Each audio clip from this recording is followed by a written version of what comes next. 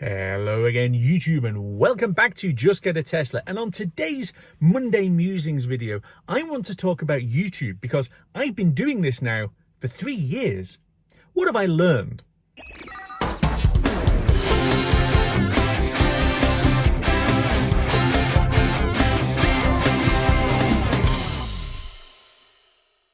So I hope that you will indulge me a little bit because I have been making videos now for 3 years for your viewing pleasure. But this isn't just as straightforward as me talking to the camera and going and filming things. There's an awful lot that actually goes into making YouTube content. So with the 3-year anniversary being a decent one, I thought it's probably worth just talking a little bit about who I am, where the channel came from, why it's Just Get a Tesla, and all of those other things.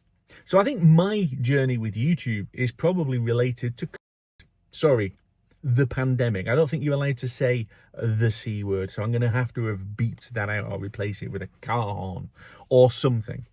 But during the thing where we were all stuck inside, I found myself watching an awful lot of YouTube content, and I was watching quite a bit anyway, but especially travel content, and where you've got it where, you know, people like Bjorn Nyland putting out adventures with the Model S that I think he was still driving around at the time, you think, wow, look at that.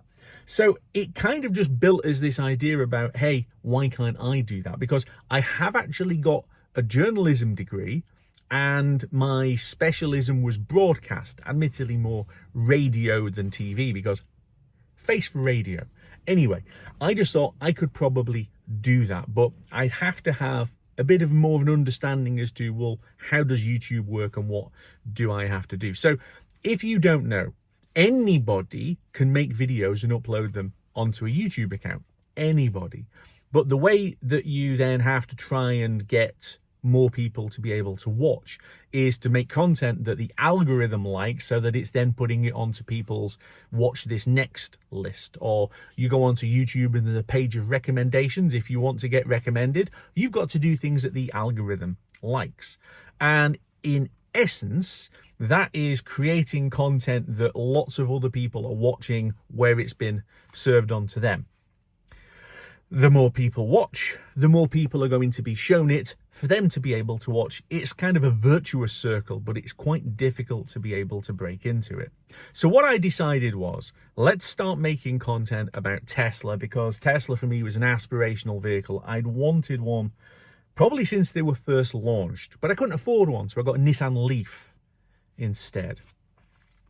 Yeah, but it was a point where I was really likely to be getting a Tesla, and I just thought, hey, great opportunity, let's go out there and do YouTube. So an idea was born. Why can't I go and make videos in my own style and talk about Tesla? And there wasn't exactly a plan at that point, because I genuinely had no idea whether anyone was going to be watching or not. No idea. I've seen quite a lot of creators making really good content with much higher production values than this and really struggling to gain any visibility at all. So I just didn't know. So the plan was, I'm going to start shooting video and I'm going to upload a cluster of them together so that I'm putting a lot of content out there.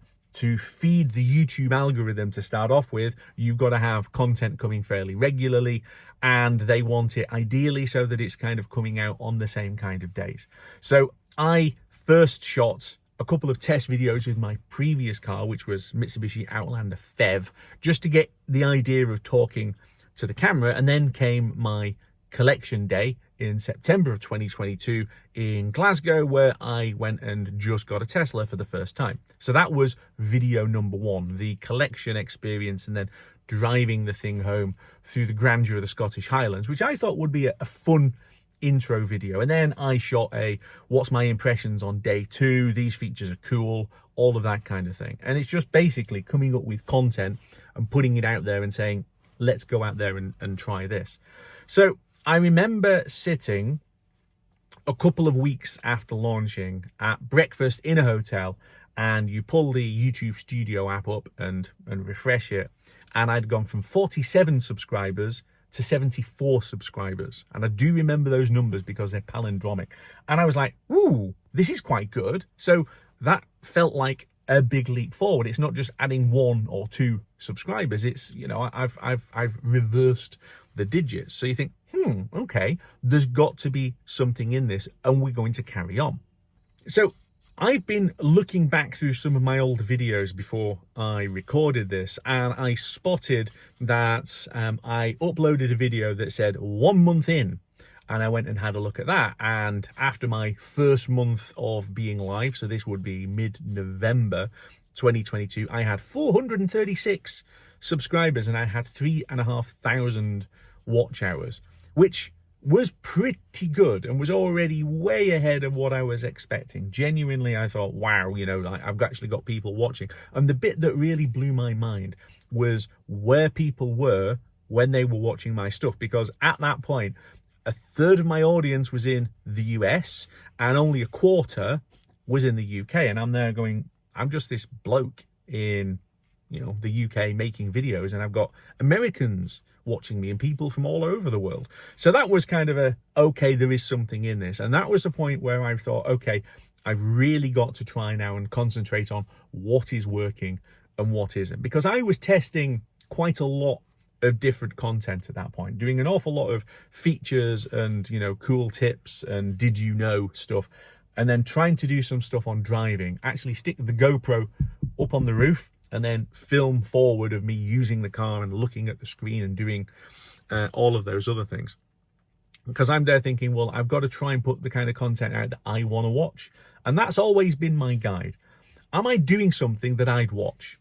Okay. I'll get onto in a minute that there have been a few videos where, to be fair, they haven't been. So we go a little bit further along, and on 4 months of uploading, I went through 1,000 subscribers and I already had 11,000 watch hours. So the first of those numbers is really important, because to become part of the YouTube partner program, where you can actually start to earn money from YouTube, you've got to have 1,000 subscribers and 4,000 watch hours. Well, I smashed the watch hours. What I needed was subscribers. So to go to 1,000 subscribers was genuinely exciting. So we hit that number. My audience had swung a little bit. It was now 1/3 UK and 28% US. Great, fine. It's interesting to see those dynamics. And then as far as benchmarks go, the next one that I've actually recorded, I do remember. So that was, as I say, 4 months in. So that is in the middle of winter of 22-23. And it was August of 2023 where I then went to 2,000 subscribers. And I do remember that very clearly, because I was at a trade fair with a colleague and I'm sat there looking at the thing and it's on like 1998 and then it's on like 1999. And then suddenly it goes over to 2,000 and you think, woo, I've broken through another threshold. So that would have been in August of 2023. Okay, so after 1 year and 9 months, so you are then going into the summer of 2024, I went through 7,000 subscribers, right? So I'd gone from your 1,000 then up to 2,000, then it kept on going. So I went to 7,000 subscribers. I was like, hey, let's do an Ask Me Anything. But at the time I did that, I was having some kind of crisis, because I spotted then that I had gone through 1 million views. 1 million views. And I just thought that was such a daft number that I didn't quite know what to do with it. And at the time, with respect to it, I was a bit burnt out. I'd run out of content. I didn't really know kind of what I was saying. It all got a bit pressurized. And I remember sitting in my office and recording a video. I'm like, I think I'm supposed to be happy about this, but I'm not. And the love that was poured at me in the comments was genuinely wonderful, because, you know, look, people were saying, hey, keep going. We like this kind of video. This we're less interested in. Make more of this, do more of that, and so on. Amazing, wonderful. So I'm now on 3 years. Well, at the time I'm recording this, I'm 2 weeks short of those 3 years, but I'm on 2.8 million views now and 336,000 watch hours. So I've got 1/3 hours that people have spent watching my video. So thank you. It's still slightly mind-blowing, and 18 and a bit thousand subscribers.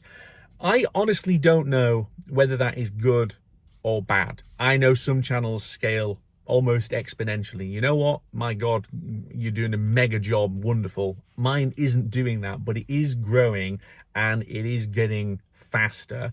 What I have tried to do is to tweak where and when I'm releasing videos. So I made the step up a couple of months ago to go to doing 3 a week. And I hadn't done 3 videos a week since the very early days of the channel, where I was just throwing content out there. And I will be honest, making 3 videos a week is quite taxing, both in terms of sometimes ideas but also time. It probably is helped by the fact that since I got this new Model Y Juniper almost 4 months ago, I've driven it quite a lot, and there is a video coming up on just how far I've driven it, on what I make of that. So let's just talk briefly about the best of the videos and the worst of the videos, and probably my biggest misstep. So in terms of the biggest videos, and this is in terms of views, it is adding range back into the battery. Now, I know it's maybe slightly clickbaity, but where you're effectively giving yourself that more range by sorting out the battery management system. A lot of people have been watching that and positive feedback and so on. Where I had the old car broken, so I smashed a headlight and it basically killed the car and it wouldn't move at all. That did extremely well. A video I did on 20,000 miles after 12 months, an honest review, huge numbers of views on that one. A video talking about trickle charging and how you could literally just plug the thing into the wall socket and that would be absolutely sufficient for most people's use. And then the 5th biggest one that I've had was insurance, where back in the day where insurance was absolutely crazy, it's much less now, much less, especially on this new car. But that video where I was reacting live to some of the quotes that I was getting, that one did very well. But then not every video goes very well. Sometimes you just think, well, I'm experimenting. In the very early days, I put out a video where I sat in the car playing Sonic the Hedgehog because it was World Gaming Day and Tesla at the time let you play Sonic. Anyway, that video released, 2 years and 11 months ago, has had 681 views. I did an autopilot review early on, and that's had 1,106 views. Okay, not particularly good. Look, sometimes I'm making videos and I'm doing it, and okay, any YouTuber will tell you this. Regardless of what we all say, there are times where you're making a video because you have to make a video. And there's a variety of reasons for doing that. So I put a video out recently that the first comment said, this looks like an advert. It was an absolute contractual obligation for me to make that video. And it's one of those ones where don't watch it. I've even said when I relaunch these Monday slots, please, if you're not interested in the talking or the product reviews, don't watch it. It's no problem at all. All of the driving and the car tech stuff is Wednesdays and Fridays, right? So I'm at least telling you that there are some things that you might not want to watch. Sometimes you do things because you need to do them. And sometimes you're making videos for the love of it and hoping somebody's going to watch.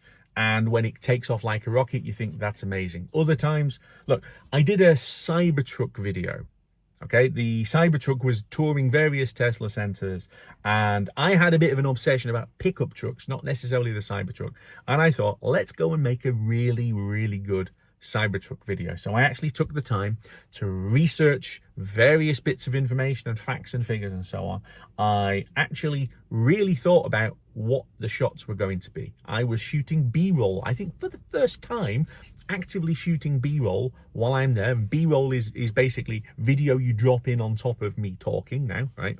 So I did all of that and created this video, and I thought, this is absolutely fantastic, and it just trundled along. Okay, and sometimes that happens. Other times you put out a video and think, this is a bit of fun, and you haven't really put a lot of thought into it. It's just been kind of a bit improvised on the spot, and it takes off like an absolute rocket. I honestly don't know how the algorithm works sometimes, or quite frankly, what it is that you guys want to see. You do tell me. There are various things that I can look at on YouTube Studio, on the analytics and things like that. But sometimes You do something and it just goes boing, and other times it just goes. And that is, I think, the noise, right? When I was doing my journalism training, I do remember them going to describe things that people weren't watching on YouTube, which hadn't been created. The world has moved on an awful long way. And then let's talk about my biggest misstep, because when I was trying to think about what EV to get, because I was determined to get a full EV again. We'd had the Nissan Leaf 2014 to 2017, it went back. We then had some plug-in hybrids, I had a diesel, a couple of diesels, but it was, I've got to get back into an EV. Do I get this? Do I get that? And in the end, oh, just get a Tesla. An idea was born, right? And that's where the name came from. And I honestly think that as a brand, it works really well. It's pretty direct. The way that I speak is quite direct as well. I've got my own style. And during last year, when we had all of this political rowing going on, I lost track of that a little bit and was under, frankly, masses of abuse over a certain person's political shenanigans. And I got persuaded that maybe a name change is needed. And I then came up with all kinds of excuses as to what the name change was going to do and what it would allow me to do and so on. And I renamed the channel. And I think I had been going with the new channel for maybe 10 days when I realized what an absolute abject mess that I had made in dropping the brilliant branding. So I fairly quickly said, I've got to revert this. And the excuse in the end as to how it was going back was the fact that, hey, just get a Tesla again, because I then ordered this car and that's when I put the name back to where it was. I'm not even going to mention the other name, right? Go and look it up. It was a mistake. I am still here. Politics is life, right? You can't really avoid politics, but ultimately I'm sat in a car.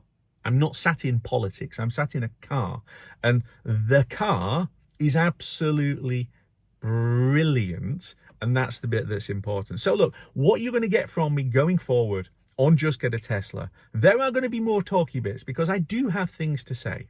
I've got other outlets for saying things. So I have got a different YouTube channel that does politics, and I do some stuff on X, and I do various other bits, right? But I'm going to carry on with some of the talky bits that's related to Tesla. I'm going to carry on with product reviews where I think that they're worth doing. And I'm going to carry on doing the driving and the product reviews. If you like the sounds of that, then make sure you've hit the subscribe button if you haven't done so already. If the mechanics of YouTube and how to go out there and make a living off it, which I'm not doing, by the way, if that interests you, let me know in the comments and I will do a follow-up video that is a much deeper dive into how YouTube works. Because a lot of this has been more my experience of trying to figure out what I'm actually doing. But if you want to see me talking about the business side of YouTube, tell me in the comments that you want me to make the video and I will do so. Otherwise, yeah, you're going to have to put up with me for another second as I wrap this up by saying thank you so much for watching. I hope this has been of interest to you. Everything I say is of interest to me, especially when it isn't, right? So the fact that you've got through to the end, thanks very much. And I will see you back here very soon on Just Get a Tesla.